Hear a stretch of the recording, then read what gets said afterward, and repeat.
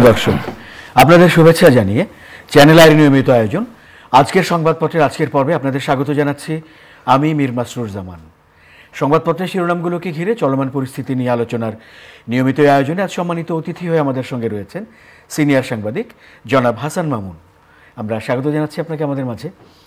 তো দেখে নিচ্ছি সংবাদপত্রের শিরোনামগুলো, তারপর আলোচনায় যাচ্ছে। বাংলাদেশ প্রতিদিন, লন্ডন বৈঠকেই সমাধান, পল কাপুর, মার্কিন সিনেটে বাংলাদেশ নিয়ে পরিকল্পনা, প্রধান উপদেষ্টা, 17 বছর পর একটা প্রকৃত নির্বাচন হতে যাচ্ছে, এপ্রিলে ভোটের যত চ্যালেঞ্জ, রমজানে তফসিল, মনোনয়নপত্র দাখিল, প্রচারণা নিয়ে বিপাকে পড়বেন প্রার্থীরা, 10 মাসে শূন্য অর্জন, সমাধান দ্রুত নির্বাচন। দৈনিক ইত্তেফাক, লস অ্যাঞ্জেলেসে কারফিউ, করোনা প্রতিরোধে 11 দফা নির্দেশনা, হাসপাতালেই স্বাস্থ্যবিধি উপেক্ষিত, নির্বাচিত সরকারের অংশ হওয়ার ইচ্ছে আমার নেই, প্রধান উপদেষ্টা, চ্যাথাম হাউসে আলোচনা। মানবজমিন, হাই ভোল্টেজ লন্ডন বৈঠকে দৃষ্টি সবার, মেসেজ লাউড অ্যান্ড ক্লিয়ার, নেতাদের ইতিবাচক বার্তা, খালেদা জিয়ার সুষ্ঠু নির্বাচনে জোর, দুবাইয়ে সম্পদ গড়া 70 ব্যক্তিকে ঘিরে দুদকের অনুসন্ধান, যে কারণে চামড়ার দামে ধস, 2 সপ্তাহেও অচলাবস্থা কাটেনি চক্ষু বিজ্ঞানে। সমকাল, জুলাই সনদ ঘোষণা করে তার ভিত্তিতে নির্বাচন, বৈঠকের মাধ্যমে জাতীয় ঐক্যেরও দরজা খুলবে, হঠাৎ ডেঙ্গু রোগী 7.5 গুণ। কালের কণ্ঠ, ঋণ খরায় ব্যবসা বিনিয়োগ স্থবির, এবার ঈদকেন্দ্রিক ব্যবসা বাণিজ্য ধস, অফারেও মেলেনি ক্রেতা।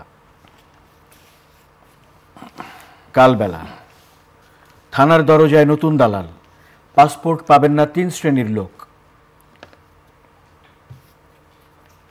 আমার দেশ, জয় হাসিনাকে নিয়ে নতুন পরিকল্পনা, কলকাতায় পলাতক আওয়ামী নেতাদের বৈঠক, স্টারমারের সঙ্গে ডক্টর ইউনূসের সৌজন্য বৈঠক হচ্ছে না। খবরের কাগজ, টাকা ফেরাতে লন্ডন মিশন, পাচার হওয়া অর্থ ও সম্পদ পুনরুদ্ধার, বিভিন্ন দলের ভাবনায় লন্ডন বৈঠক, কাল বসছেন ডক্টর ইউনূস ও তারেক রহমান।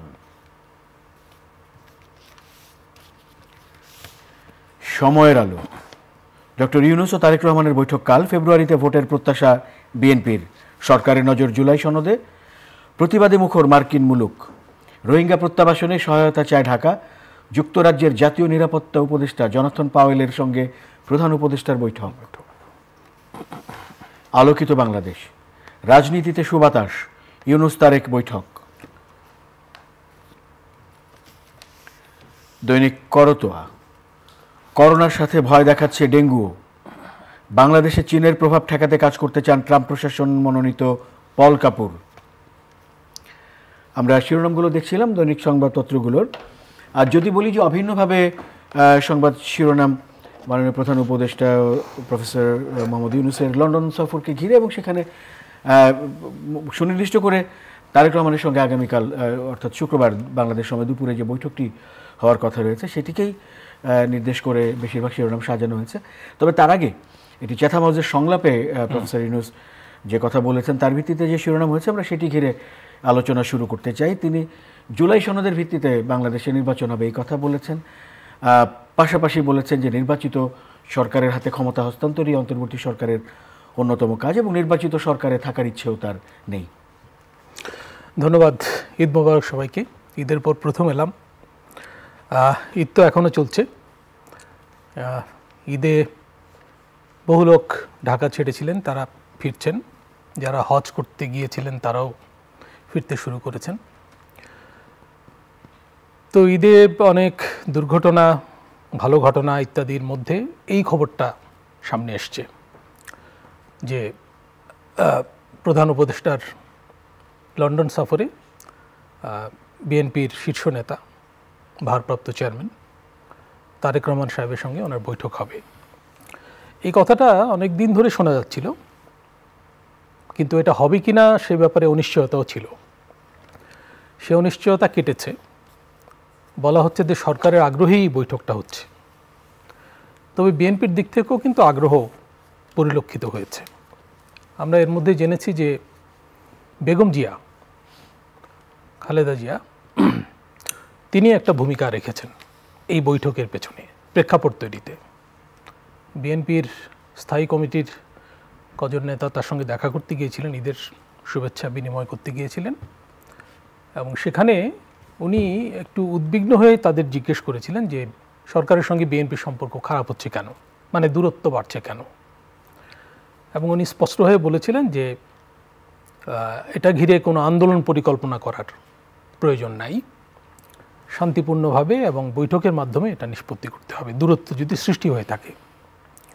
তারপরে কিন্তু উনি ওনার ছেলে তারেক রহমানের সঙ্গে কথা বলেছেন, এসব খবর পত্রিকায় এসছে, এবং বিএনপির তরফ থেকে বলা হয়নি যে খবরগুলো ঠিক না, তাই না? বিএনপির একাধিক নেতা, আজকে রুহুল কবির রিজভির বক্তব্য আছে যে সবাই অপেক্ষা করছেন এই বৈঠকের জন্য, এবং এই বৈঠকের জন্য ইনফ্যাক্ট জাতি কিন্তু অপেক্ষা করছে। সরকারের প্রধান ব্যক্তি এবং বাংলাদেশের এই মুহূর্তে মাঠে থাকা প্রধান দল, রাজনৈতিক দল, তার শীর্ষ নেতা, তাদের মধ্যে বৈঠক প্রথমবারের মতো হচ্ছে। এই বৈঠকটা হয়তো ঢাকাতেই হতো যদি তারেক রহমান সাহেবের মধ্যে দেশে আসতেন, দেশে ফিরতেন, তাই না? তার দেশে ফেরা নিয়েও কিন্তু অনেক কথা বাজারে চালু আছে। উনি দেশে ফিরছেন না কেন? অনেকে তো আশা করেছিলেন যে গণ অভ্যুত্থানের পরপরই দেশে ফিরবেন, মামলা যেগুলো আছে মোকাবেলা করবেন, এবং মাঠে থেকেই মামলা মোকাবেলা করবেন, প্রয়োজনে জেলে যাবেন, রাজনৈতিক নেতাদেরকে তো এগুলো ফেস করতে হয়, এসব কথা কিন্তু ছিল বাজারে।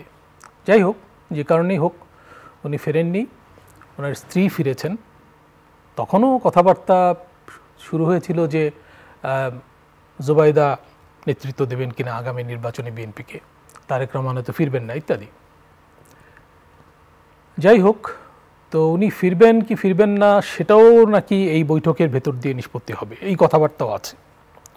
তবে যে কথাটা সবচেয়ে বেশি করে সামনে এসছে সেটা হচ্ছে নির্বাচনের সময়সীমা। সময়সীমা একটা কিন্তু ঘোষিত হয়েছে, পরিবর্তিত সময়সীমা। পরিবর্তিত না বলে এটাকে বলা উচিত সুনির্দিষ্ট সময়সীমা। ডক্টর ইউনূস ঈদের আগের দিন জাতির উদ্দেশ্যে দেওয়া ভাষণে উনি বলেছেন যে এপ্রিলের মধ্যে নির্বাচন হবে, জাতীয় নির্বাচন, এবং তফসিল স্বভাবতই নির্বাচন কমিশন ঘোষণা করবে। তো এটা ঘিরে এক ধরনের আশাবাদও তৈরি হয়েছে যে নির্বাচনটা শেষমেশ হচ্ছে এবং এপ্রিলের পর যাচ্ছে না। এটাকে একটা অগ্রগতি বলে যারা দ্রুত নির্বাচন চাইছিল তারাও বলেছে যে এটা একটা অগ্রগতি, যে একটা তো হলো। কিন্তু ব্যাপকভাবে একটা প্রত্যাশা ছিল, এবং আমরাও বিভিন্ন অনুষ্ঠানে বলেছি, লিখেছি, যে নির্বাচনটা ডিসেম্বরের মধ্যে না হয়ে যদি ফেব্রুয়ারির শুরুর দিকে হয়, এই অনুষ্ঠানে বোধহয় আমি বলেছি, তাহলে সব দিক থেকে ভালো হয়। অনেকে কিন্তু এখন বলছে যে বিষয়টা তিন পক্ষের, রাজনীতির যে গুরুত্বপূর্ণ তিন পক্ষ, সরকার, সেনাবাহিনী এবং বিএনপি, এই তিন পক্ষের ইগোর ব্যাপার হয়ে গেছে। তো তাদের ইগো স্যাটিসফাইড হয় যদি ফেব্রুয়ারিতে ইলেকশনটা হয়, তাহলে ডিসেম্বরের মধ্যে করতে হলো না, মানে ইউনূস সাহেবের অবস্থানটা থাকলো, সেনাপ্রধানের অবস্থানও থাকলো যে 18 মাসের কথা উনি বলেছিলেন, 18 মাস শেষ হচ্ছে জানুয়ারিতে, ফেব্রুয়ারিতে নির্বাচন, এবং বিএনপির কথাও থাকছে যে ডিসেম্বরের কাছাকাছি সময় নির্বাচন হচ্ছে। এবং এটা ব্যাপক মানুষ পছন্দও করতো, কারণটা হচ্ছে যে রমজানের আগে, ঈদের আগে এবং শীতের শেষ দিকে, বৃষ্টি বাদল, ঝড় ঝঞ্ঝা এইসব শুরু হওয়ার আগে নির্বাচনটা হয়ে গেল, ক্ষমতা হস্তান্তর হলো। আরেকটা ইস্যু আছে বড়, যেটা একটু বলতে চাই, সেটা হচ্ছে বাজেট। এই সরকার একটা বাজেট দিয়েছে যেটা এখনও কিন্তু অধ্যাদেশ আকারে জারি হয়নি। এই বাজেট এই সরকারই বাস্তবায়ন করত যদি সরকার জুন পর্যন্ত থাকতো। এখন দেখা যাচ্ছে সরকার এপ্রিলের মধ্যে বিদায় নেবে, তাহলে বাকি 2 মাস বাজেট বাস্তবায়ন করবে নতুন সরকার। আচ্ছা, সেটা নয় গেল, কিন্তু নতুন সরকার কি করে 2 মাসের মধ্যে তার মানে 5 বছরের শাসনামলের প্রথম বাজেটটা দেবে? সেই বাজেটটা কিন্তু একটা নীতি নির্ধারণী বাজেট হওয়ার কথা। আপনি নিশ্চয়ই এটা লক্ষ্য করেছেন যে বাংলাদেশে বিনিয়োগ পরিস্থিতি কিন্তু খারাপ, যথেষ্টই খারাপ। আজকে খবরটা এসছে কিনা জানি না, আমি অনলাইনে দেখছিলাম ওয়ার্ল্ড ব্যাংকের প্রতিবেদনে এসছে যে গত 10 বছরের মধ্যে বিনিয়োগ সর্বনিম্ন আমাদের এই চলতি অর্থ বছরে। ব্যবসা বাণিজ্যে ধস অফারেও ক্রেতা মেলেনি, এরকম কি ছিল এখানে? এবং গত 2 দশকের মধ্যে সবচেয়ে কম হবে এবার প্রবৃদ্ধি। ওয়ার্ল্ড ব্যাংক বলছে 3.3% হবে। করোনার সময় মাঝে করোনার প্রথম ধাক্কায় প্রবৃদ্ধি 4-এর নিচে নেমে গিয়েছিল, তাও বোধহয় 3.4 ছিল, এবার 3.3 হবে ওয়ার্ল্ড ব্যাংকের মানে প্রতিবেদন অনুযায়ী। যদিও সরকার বলছে যে 4-এর মতো হবে, 3.9। যাই হোক, সরকার আর ওয়ার্ল্ড ব্যাংকের হিসাব কিন্তু মোটামুটি কাছাকাছি। এটা ভালো যে হিসাবায়নটা ঠিক মতো হচ্ছে। তো এই অবস্থায় মানে আমি যেটা বলতে চাচ্ছিলাম যে বাজেট একটা গুরুত্বপূর্ণ বিষয়। বাজেটে কিন্তু এই বিনিয়োগের প্রজেকশন থাকে, কর্মসংস্থানের প্রজেকশন থাকে, এবং এগুলো কিভাবে বাড়বে নীতি নির্দেশনা থাকে। তো নতুন সরকারের কাছে তো মানুষ এটা প্রত্যাশা করবে। সেজন্য মনে করা হচ্ছে যে ফেব্রুয়ারির মধ্যে যদি নির্বাচনটা হয় তাহলে 4 মাস পাবে একটা সরকার নতুন করে বাজেট দিতে। তো এই সমস্ত কারণে কিন্তু আমি মনে করি সরকার যে নির্বাচনের সময়সীমা ঘোষণা করেছে সেটা পুনর্বিবেচনা করা উচিত। এটা কেবল বিএনপির দাবির কারণে না, কিংবা সেনাপ্রধানকে খুশি করার জন্য না, এটা কিন্তু জাতীয় প্রয়োজনে করা উচিত। এবং নির্বাচনের যে সময় নির্ধারণ করা হয়েছে এপ্রিল মাসে প্রচণ্ড গরম পড়ে, উষ্ণতম মাস বলা হয় এপ্রিল মাসকে, গত কবছর ধরে আমরা দেখছি। আর ঘূর্ণিঝড় হতে পারে, এমনকি বন্যা হতে পারে। আমাদের মনে রাখা উচিত এই ইউনূস সরকার যখন দায়িত্ব নিয়েছেন তার পরপরই কিন্তু একটা বড় রকম ডিজাস্টার হলো মধ্যাঞ্চলেরও ওইদিকে, মানে হচ্ছে কুমিল্লা বেল্টে, কুমিল্লা এবং ব্রাহ্মণবাড়িয়া বেল্টে। তো এবারও সেই রকম পরিস্থিতি হচ্ছিল, তবে এর মধ্যে আবার ধান কাটা হয়ে গেছে, প্রায় 85% বোরো ধান উত্তোলন হয়ে গেছে, এটা একটা সুখবর। এবং বন্যা পরিস্থিতির একটু উন্নতিও দেখা যাচ্ছে। তো এই সময়টা আসলে বৃষ্টি, বাদল, ঘূর্ণিঝড়, বন্যা ইত্যাদির। তো এই কারণে তো নির্বাচন ক্ষতিগ্রস্ত হতে পারে, এমনকি পিছিয়ে দিতে হতে পারে। তো পিছিয়ে দিলে এটা যদি আবার জুনে চলে যায় তখন কি হবে? তাহলে দেখা যাবে সরকার প্রথম যে ঘোষণা করেছিল সময়সূচি, যে ডিসেম্বরে অথবা জুনে, সেটাও হলো না। এইসব জিনিস বাজারে কিন্তু আছে। তো এই প্রেক্ষাপটে এই জন্য এই যে বৈঠকটা এটা খুবই গুরুত্বপূর্ণ। এখানে নির্বাচনের পাশাপাশি আমি বলবো যে সংস্কারের বিষয়টাও কিন্তু মনে হয় যে গুরুত্ব পাবে।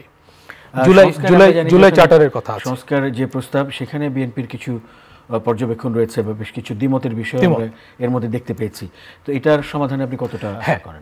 মৌলিক সংস্কার যেগুলোকে বলা হচ্ছে, মানে ঐকমত্য কমিশন যেগুলোকে মৌলিক সংস্কার বলছে, সাংবিধানিক সংস্কারের বিষয়গুলো যেগুলো রাষ্ট্র সংস্কারের গুরুত্বপূর্ণ অংশ, সেই সব ব্যাপারে কিন্তু 3 প্রধান রাজনৈতিক দল, এনসিপিও এখন গুরুত্ব পাচ্ছে গণ অভ্যুত্থানের নেতৃত্ব দানকারী হিসেবে, যদিও হয়তো জনসমর্থন তাদের সেরকম নাই, তারপরেও গুরুত্ব পাচ্ছে।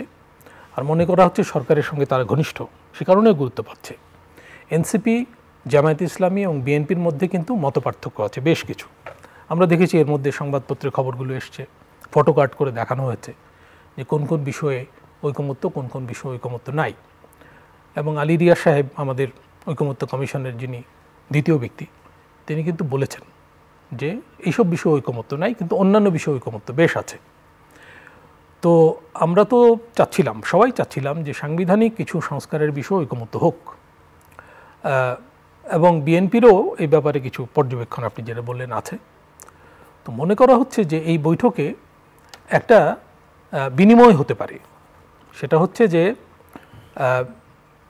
ফেব্রুয়ারির দিকে নির্বাচন এবং বিএনপিকে আরও কিছু সংস্কারে সম্মত করা। বিএনপির শীর্ষ নেতৃত্ব যদি সম্মত হন তাহলে দলকে তিনি বোঝাতে পারবেন। আর আমরা কিন্তু স্মরণ করতে পারি যে বিএনপি সংস্কারের কর্মসূচি দিয়েছিল হাসিনা সরকার পতনেরও অনেক আগে, 31 দফা, এবং সেখানে বেশ কিছু সাংবিধানিক সংস্কারের কথা ছিল। তো সেখান থেকে বিএনপি এগিয়ে আসতে পারে। অনেকে মনে করছে, অনেক পর্যবেক্ষক মনে করছে যে এটা একটা সুযোগ বিএনপিকে দিয়ে আরও কিছু সংস্কারে তাদেরকে সম্মত করা, এবং তাহলে একটা রাজনৈতিক অগ্রগতিও হবে। তো এইসব বিচারে বলা হচ্ছে যে এই বৈঠকটা খুবই গুরুত্ববহ রাজনৈতিকভাবে। মির্জা ফখরুল ইসলাম আলমগীর সাহেব বলেছেন যে এটা টার্নিং পয়েন্ট হতে পারে রাজনীতিতে সুবাতাস আসতে পারে। একটা অস্থিরতা কিন্তু দেশে চলছে রাজনৈতিক অঙ্গনে। আমি তো অর্থনীতির কথা বললাম, অর্থনীতিতে স্থবিরতা চলছে।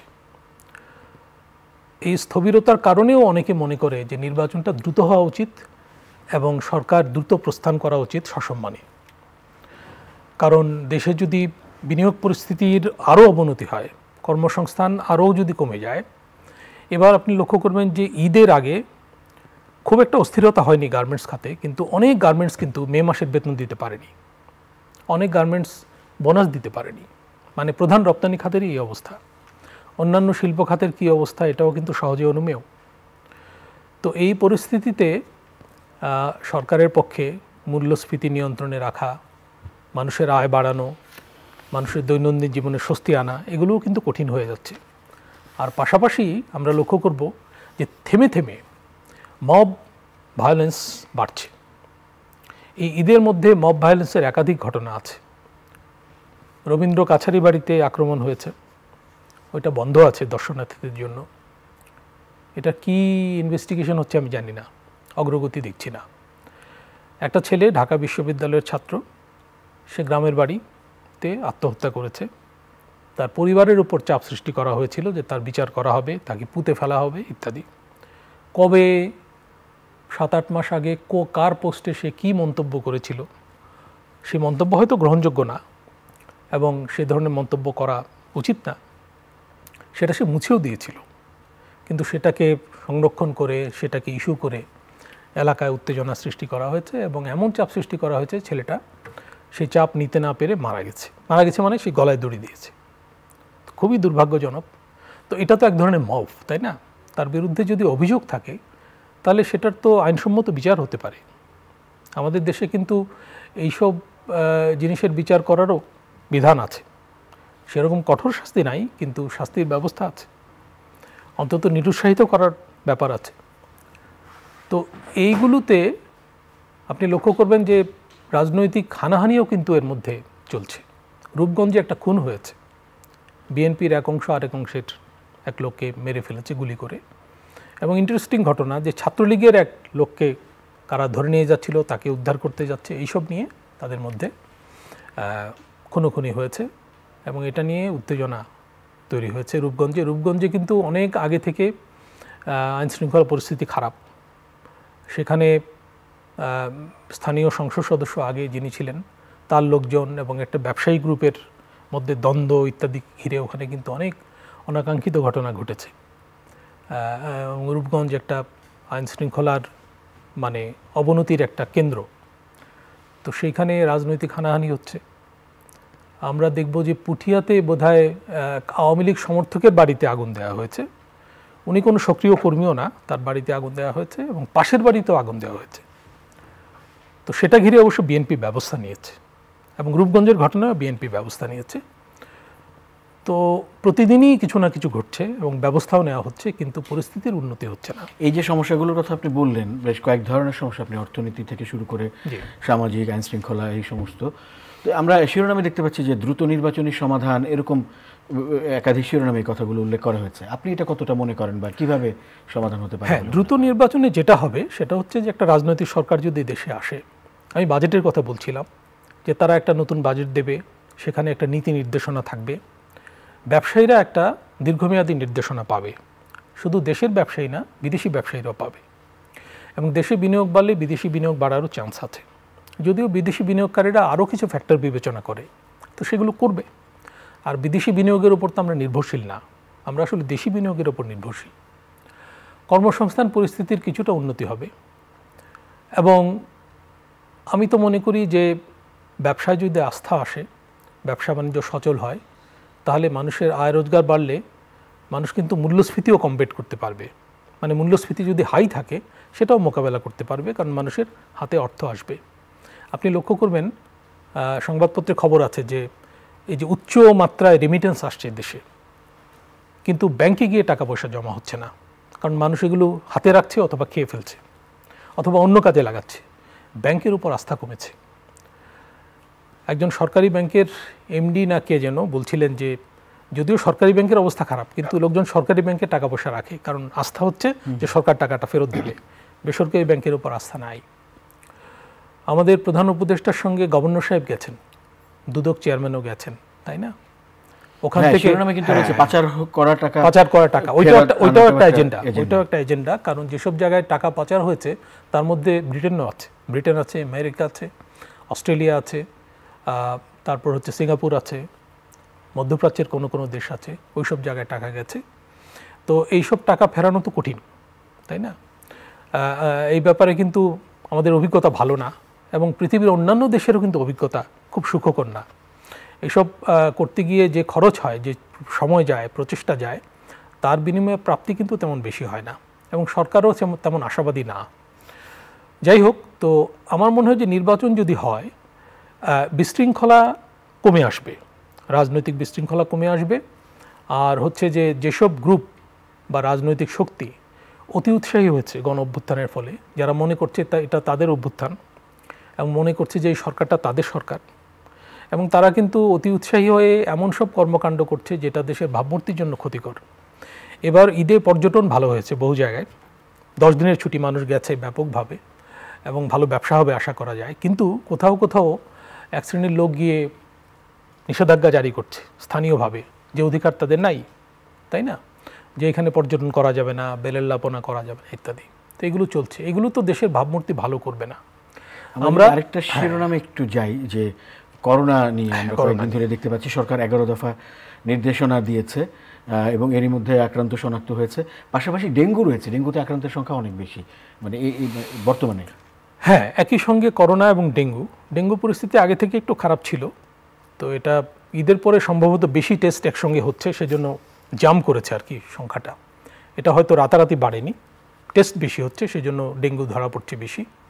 এবং ডেঙ্গু কিন্তু ঢাকার বাইরে বেশি, বরগুনায় নাকি প্রচুর বেড়েছে ডেঙ্গু, কোনো কোনো পকেটে বাড়ে, এটার একটা টেন্ডেন্সি আছে। তো শুরুর দিকে তো ডেঙ্গুর অভিজ্ঞতা ছিল যে রাজধানী কেন্দ্রিক, বড় বড় শহর কেন্দ্রিক, এখন কিন্তু দেখা যাচ্ছে উপশহর, মফস্বল শহর, এসব জায়গায় ডেঙ্গু ছড়িয়ে পড়ছে। মানে ডেঙ্গুর প্যাটার্নটা চেঞ্জ হয়ে গেছে।